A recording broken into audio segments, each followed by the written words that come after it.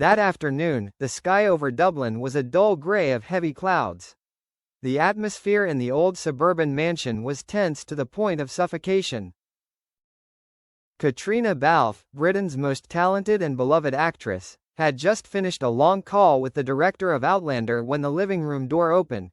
Tony McGill walked in, holding a cup of coffee, his eyes as if trying to gauge his wife's reaction. He smiled slightly, but the smile couldn't hide the awkwardness. "You're talking to Sam again?" The question was simple, but Tony's tone made Caitríona pause. She looked up, her blue eyes flashing coldly.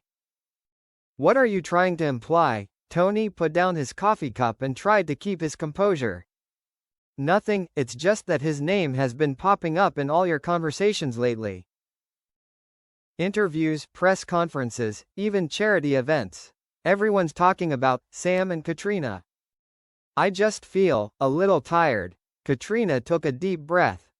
She knew this conversation would come sooner or later, but she didn't expect it to come on such a gloomy afternoon.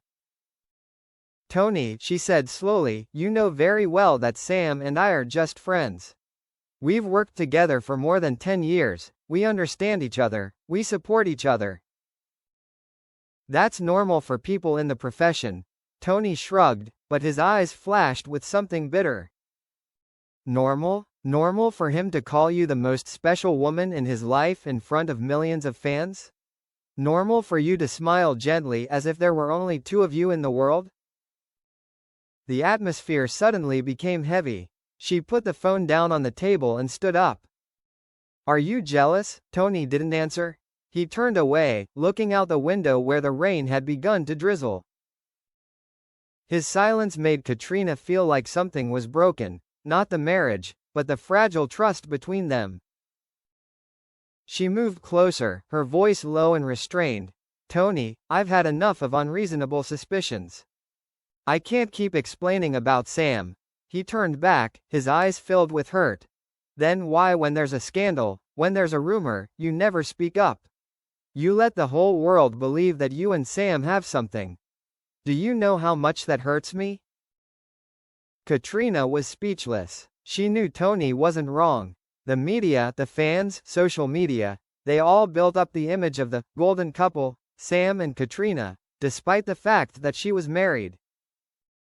And even though she had denied it many times, perhaps in her eyes, in the way she looked at Sam, there was still something that made others believe in the unbelievable.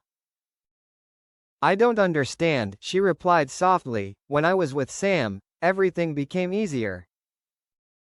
We acted like we weren't acting, spoke like we weren't lines. He was part of the work, of the years that shaped me." Tony looked deep into his wife's eyes. "And maybe your heart too?" The question was like a knife cutting through space. Caitríona was stunned, her hands clenched. "What are you talking about?" Her voice trembled, but full of anger. "You're telling the truth that everyone can see," Tony shouted, unable to keep his composure any longer. "I tried to stay silent, tried to believe that you only saw Sam as a friend. But every gesture, every look you gave me said otherwise." Caitríona slammed her hand down on the table, spilling the coffee cup and leaving a long streak across the wood. "Enough, Tony, you have no right to insult me like that." She stood up, her eyes blazing. "What do you know about our friendship? Do you know how many nights were so cold that only Sam could help me endure them? Do you know how many times he stood up to protect me from cruel rumors? Don't ever bring his name up as someone who interferes with our happiness." Tony stepped back, confused, as if he couldn't believe the anger. She rarely lost her temper, but when she did, Caitríona burned. He tried to speak softly. "I just want you to know that I feel abandoned." "Abandoned?" She laughed bitterly. "The abandoned one here is me. You no longer trust, no longer share, only doubt. I am tired, Tony." Then, as if she could no longer restrain herself, she uttered words that even she herself found painful.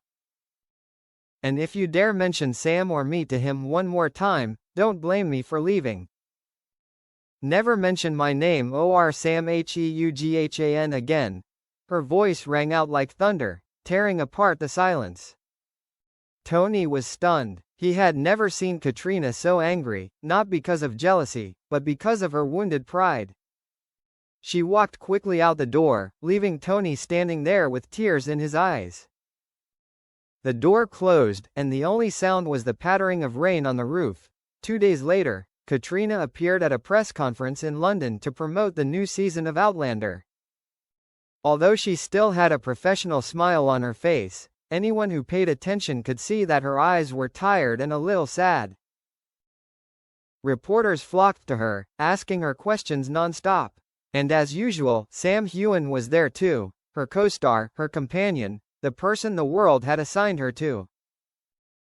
When Sam approached, touching her shoulder lightly, Katrina smiled, but the smile was tinged with confusion. "Are you okay?" Sam asked quietly. "Fine," she said, but her eyes were averted. Sam looked at her, sensing something was wrong.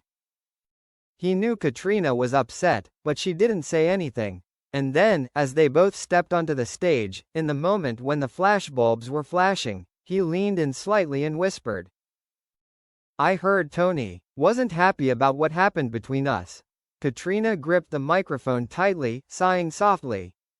"It's not your fault. It's not anyone's fault. It's just, things are getting out of control."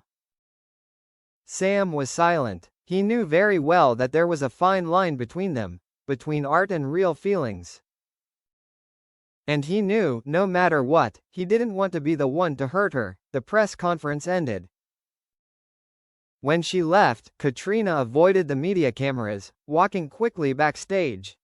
Sam chased after her, but she only turned back once, whispering, "Sam, let things be.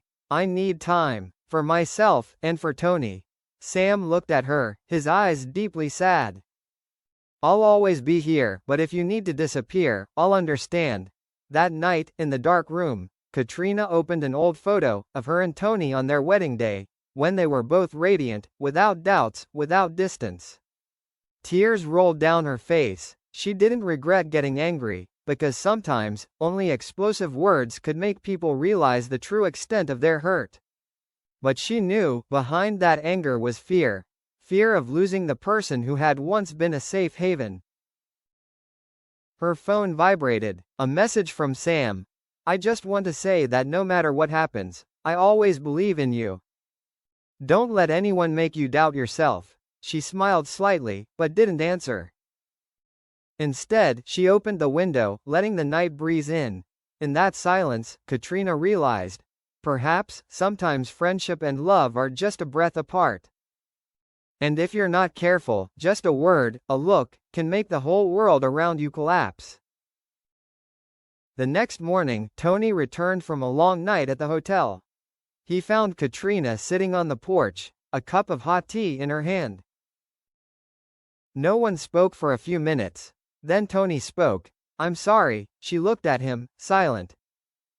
"I'm just afraid of losing you, Katrina. I don't know how else to express it other than being angry, suspicious, but I know I was wrong."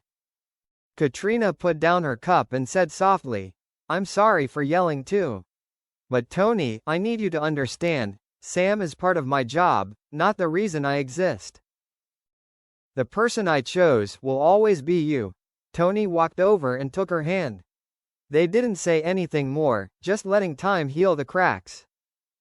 Somewhere, in the dim light of dawn, they knew, no matter how many storms life threw, no matter how many names were thrown around, that trust was the only thing that could save a relationship. And from that day on, Katrina Balfe no longer got angry when someone mentioned Sam Heughan. She just smiled calmly because she understood the most important thing. True friendship doesn't need explaining, and true love can never be threatened.